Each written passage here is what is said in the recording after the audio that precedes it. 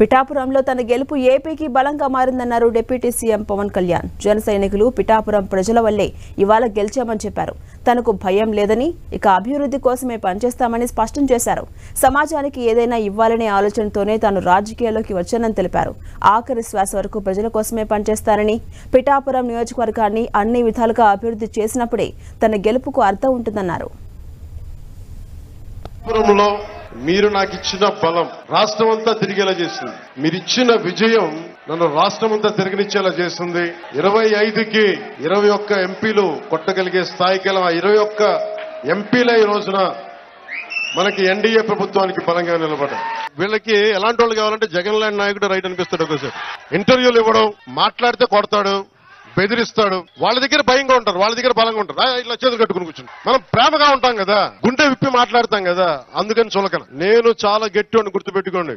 భయాలు లేవు నాకు. ఎంత మొండివాడినో, ఎంత పట్టు పడితే వదలను, గుర్తుపెట్టుకోండి. నియమాలు పాటిస్తాం, ప్రోటోకాల్స్ పాటిస్తాం, కానీ అలుసుగా తీసుకుంటే మటుకు నేను అంత తేలిగ్గా తీసుకుంటాను. నాకు రిజల్ట్స్ టీవీలో చూడాలా లేదా నేను కూర్చొని ఆలోచిస్తా ఉన్నా. నాకేమనిపించిందంటే కూటమి అఖండ మెజారిటీతో గెలవబోతున్నది నాకు అర్థమైంది, నాకు తెలుసు. నేనన్నా నేను ఏమి టీవీ చూడను, నేను ఒక్కడిని కూర్చున్నా, ఏదో పుస్తకం చదువుకుంటా ఉన్నా. ఎవరన్నా సరే వచ్చి నాకు చెప్పండి, కూటమి గెలిచింది, జనసేన మొత్తం అన్ని స్థానాలు గెలిచింది, పవన్ కళ్యాణ్ పిఠాపురంలో గెలిచాడు. ఈరోజు ఇది చెప్పండి. ఎందుకు చూడలేదంటే నేను నా మనసుకి ఎట్లాంటి సంకేతాలను పంపదలుచుకోలే, టెన్షన్ పడదలుచుకోలే. నాకు అనిపించింది నా కర్మ నేను బాగా చేశాను, నా బాధ్యత నేను సరిగ్గా నిర్వర్తించా. వెనకడుగు ఇలా నిలబడ్డా. భగవంతుడు నా చేతులు ఏదిస్తే అదే అనుకున్నాను, కానీ అఖండ విజయం ఇచ్చాడు భగవంతుడు. నేను పిఠాపురాన్ని అంతకు ముందు ఎవ్వరూ అభివృద్ధి చేయనంత విధంగా భారతదేశంలో పిఠాపురం అనే ఒక నియోజకవర్గం దీనికి ఒక అంతర్జాతీయ గుర్తింపు తీసుకొచ్చిన రోజున అప్పుడు ఊరేగుతాం. నియోజకవర్గం అంటే పిఠాపురంలా ఉండాలి. భిన్నమైన మతాల సామరస్యత గాని, భిన్నమైన మనకి సమూహాల మధ్య సామరస్యత గాని, అభివృద్ధి గాని, చూడటానికి చక్కటి పల్లెటూరి వాతావరణం ఉండి, ఒకవైపు దర్గా, ఇంకొక వైపు ఆంధ్ర బాప్టిస్ట్ చర్చ్, ఇంకొక వైపు మనకి అమ్మవారి గుడి, కుకుటేశ్వర స్వామి, దత్తా శ్రీపాద శ్రీవల్లభుడు. ఇది టూరిజం సర్క్యూట్ చేయాలి. ఇవి ఒకవైపు టూరిజం డెవలప్మెంట్ జరగాలి. యువతకి ఉపాధి అవకాశాలు, చాయిస్ కావాలి. ఒక ఉద్యోగం సరిపోదు, 2-3 ఉద్యోగాలు, ఏ ఉద్యోగం ఎత్తుక్కోవాలి.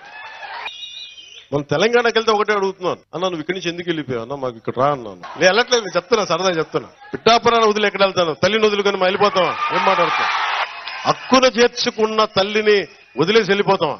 నేను స్థలం కూడా తీసుకున్నాను, ఇక్కడ ఇల్లు కూడా కాదు. ఎవరు వెళ్ళినా, ఢిల్లీ ఏ మూలకి వెళ్ళినా, ఏ బీహార్, ఉత్తరప్రదేశ్, పంజాబ్, ఏ మూలకి వెళ్ళినా 100% స్ట్రైక్ రేట్ అంటే మాకు అర్థం కావట్లేదు.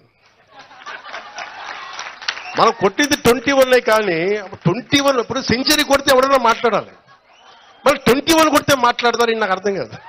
21 వెనక 21 ఎంపీస్ కూడా ఉన్నాయి. అది దాని సొంత. అంటే ఈ రోజున ఒక కూటమిని నిలబెట్టాలి, రావాలని ఎంత తపన పడ్డాను. ఆ కూటమే ఈ రోజున ఎన్డీఏకి వెన్ను దన్నుగా ఉండిపోయింది. అది అర్థమైంది, నాకు తెలియలేదు. అది దేశం మొత్తం ఈ రోజున మన ఎంపీలు వెళ్తే 100% స్ట్రైకింగ్ రేట్ పార్టీ అంటారు. మన జనసేన కూడా ఉంటుంది 100% స్ట్రైకింగ్ రేట్ పార్టీ అంటారు.